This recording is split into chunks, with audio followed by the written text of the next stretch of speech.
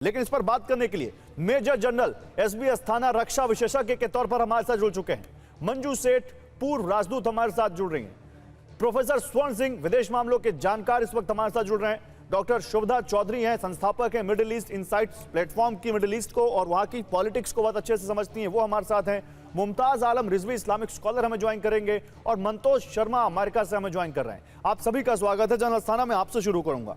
General Asthana, NATO जैसा एक संगठन अरब मुल्क और इस्लामिक देश बनाना चाहते हैं, कितना फीजिबल है ये? क्योंकि इससे पहले भी कई अरब देशों ने मिलकर इजराइल के खिलाफ लड़ाई लड़ी है, लेकिन कामयाबी हासिल नहीं हुई, और इसका क्या असर देखते हैं?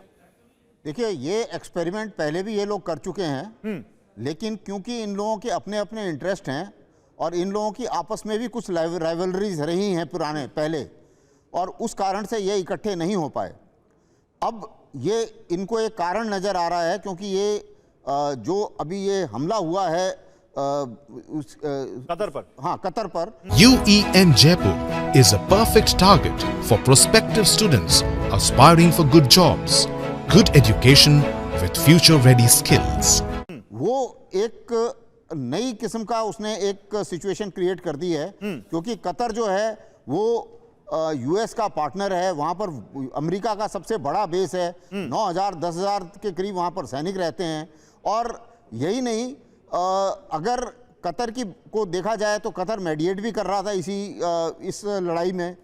तो इन सब चीज़ों को मद्देनजर रखते हुए कतर के ऊपर हमला होना एक चीज़ को जाहिर करता है कि जितने भी देश अमेरिका के नज़दीक आने वाले थे या आ रहे थे अब्राहम अकॉर्ड के बाद, उन सबको अभी दिमाग में एक झटका लगा है कि अमेरिका के ऊपर भरोसा नहीं किया जा सकता। क्योंकि अगर इजराइल का हित सामने आता है तो अमेरिका उनके हित को कभी भी नकार सकता है या कभी भी उसको डाउन प्ले कर सकता है, और वही ये अभी हो रहा है।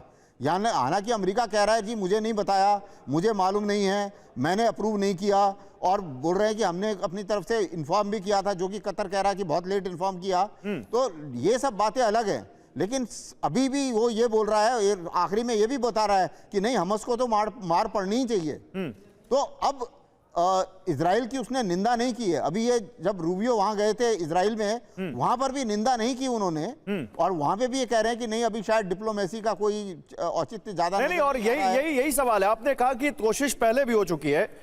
प्रोफेसर डॉक्टर शुभदा चौधरी, मैं आपके पास आऊंगा। डॉक्टर शुभदा चौधरी, देखिए, हम 1948-49 से देख लेते हैं, जब पहली अरब और इजराइल वॉर हुई थी, तब मिस्र, जॉर्डन, सीरिया, इराक, लेबनान एक साथ आए थे, इन्होंने हमला किया, लेकिन इजराइल ने न केवल खुद को बचाया बल्कि संयुक्त राष्ट्र ने जो सीमा तय की थी उससे ज्यादा कब्जा कर लिया इलाके पर।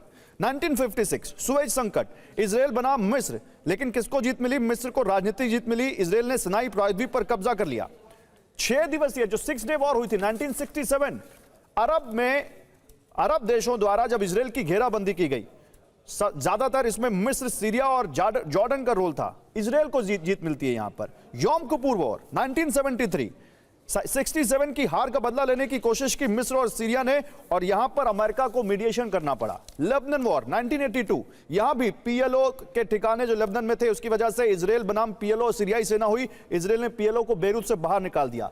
अभी 87 देख लीजिए, 2000 का इंतफादा देख लीजिए, अभी गाजा में जो कुछ हो रहा है या फिर ईरान के साथ जो कुछ हुआ, इजराइल लगातार अरब देशों से हेड ऑन ले रहा है, और अरब देशों ने इससे पहले भी 2-3 देश, 4 देश, सब ने मिलकर इजराइल के साथ लड़ाई करने की कोशिश की है, लेकिन मोस्टली इजराइल को ही एडवांटेज है, इजराइल नहीं वो जीती है। तो आपको लगता है कि अब यहां पर ये हाई टाइम है जहां मिडिल ईस्ट या दूसरे OIC या दूसरे जो इस्लामिक कंट्री हैं वो एक साथ आ जाएंगे और इस्लामिक नेटो बन जाएगा, और इस बार इजराइल के लिए चैलेंज बहुत बड़ा होगा? पहले तो गौरव जी शुक्रिया मुझे बुलाने के लिए। आपने जितने सालों के डिफरेंट वॉर्स का नाम लिया है, तो मैं आपको ये बता दूं कि आज 711वां दिन है आफ्टर 7 अक्टूबर 2023 जी। इतने साल जो जितने वॉर हुए हैं, वो 48 में हो, 56 में हो, 67 में हो, 73 में हो, 82 में हो, 87 में हो, और बाकी जितने भी अभी रिसेंट हैं, इन सब में इजराइल हमेशा तुरंत विक्ट्री पा लेता था। बहुत लंबे दौरान तक, यानी 2-2.5 साल तक वॉर चलता नहीं था। अब जो चीजें हैं कि आर्म्स मैन्युफैक्चरर्स जो और वेपन्स लॉबी हैं, इस तरीके के वॉर से काफी प्रॉफिट भी कमाते हैं। मार्को रूबियो इजराइल गए, जेरूसलम जाके वो नेतन्याहू से मिले और उसके बाद अभी कतर में है। लेकिन अगर आप मार्को रूबियो का पूरा हिस्ट्री पढ़िएगा तो वो सेनेटर होने के टाइम से ही इजराइल के बहुत बड़े पॉलिटिकल सपोर्टर रहे हैं। ट्रंप के कैबिनेट में भी अभी सब इजराइल के सपोर्टर हैं। इनफैक्ट एक इजरायली जर्नलिस्ट हैं बैरक रेविड, जिन्होंने ये बोला कि इजराइल ने ट्रंप को 8 बजे डीसी टाइम को कॉल करके बता दिया था और 8:51 AM पे पहला स्ट्राइक हुआ था कतर में, दोहा में। अब 2015 में इजिप्ट ने और सऊदी अरेबिया ने दोनों ने एक नेटो जैसे बॉडी की बात की थी, क्योंकि उसमें आपको इंफ्रास्ट्रक्चर, इन्वेस्टमेंट, सोल्जर्स, कैसे कमांड सेंटर्स होंगे, वो सब की बातें भी करनी होंगी। तो इजिप्ट ने अभी प्रपोजल दिया है कि 40,000 सोल्जर्स रहेंगे, जिसमें से 20,000 इजिप्शियन रहेंगे, और इस तरीके से हम गल्फ कंट्री को सेकंड मीडिएटर के रूप में रखेंगे। लेकिन इसमें सोचने वाली ये बात है कि आईडीएफ के खुद के जो रिटायर्ड जनरल्स हैं, उनका ये मानना है कि इजराइल के पास एयर पावर तो है, लेकिन जो रिजर्विस्ट या ग्राउंड पावर है आईडीएफ की, वो कमजोर हो रही है। मोसाद ने भी कतर के ऊपर अटैक करने से मना कर दिया था। ये जो अटैक हुआ है ये इंटर ऑर्बिटल अटैक है, यानी कि सऊदी एयर स्पेस के ऊपर स्ट्रेटोस्फेयर से लाके इन्होंने अटैक किया है। तो बात यहाँ पे आती है कि एक अलग तरीके का वॉर है। दूसरा, इसमें इंटेलिजेंस, मोसाद ने इसको नहीं इसका क्रेडिट लिया। तीसरा, जेरूसलम में जब बॉम्बिंग होती है या फिर जब कतर पे अटैक होता है, तो हाल फिलहाल उस समय करप्शन केस नेतन्याहू पे चल रहा होता है, ये तो वो पूछ रहा हूं, चले जाते हैं। आपने बड़े अच्छे से जो इस वक्त चल रहा है इजराइल के इर्द गिर्द सब कुछ बताया। मैं एक छोटा सा आपसे सवाल पूछ रहा हूं कि क्या ये वो समय है जब इस्लामिक मुल्क एक नेटो जैसा संगठन बना ले जाएंगे? मुझे नहीं लगता कि इस तरीके से, क्योंकि आपस में ये पहले अरब इजरायली कॉन्फ्लिक्ट था। फिर जो अरब कंट्रीज हैं, इन्होंने पैलेस्टीन को कहीं ना कहीं अबैंडन कर दिया और इजराइल के साथ बहुत सारे टेसिट अलायंसेस बना रखे हैं, भले ही ऑन पेपर डिप्लोमेटिकली वो रिकॉग्नाइज ना करें।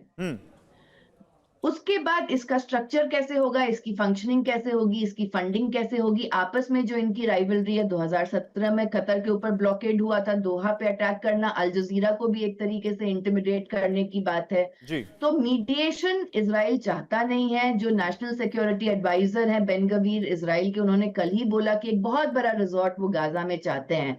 गाजा जो है दिल्ली के एक छोटे से डिस्ट्रिक्ट, मतलब छोटे से म्युनिसिपैलिटी से ज्यादा बड़ा नहीं है, और ये 711 दिन हो चुके हैं, और जो हमास के फाइटर्स हैं वो गुरिल्ला फाइटिंग करते हैं। तो बिल्डिंग के ऊपर आप जितना भी अटैक कर अभी तक जो रिपोर्ट्स कहती हैं 70 to 80% इजराइल ने कब्जा कर लिया है और बहुत बुरी हालत में है गाजा के लोग इस वक्त।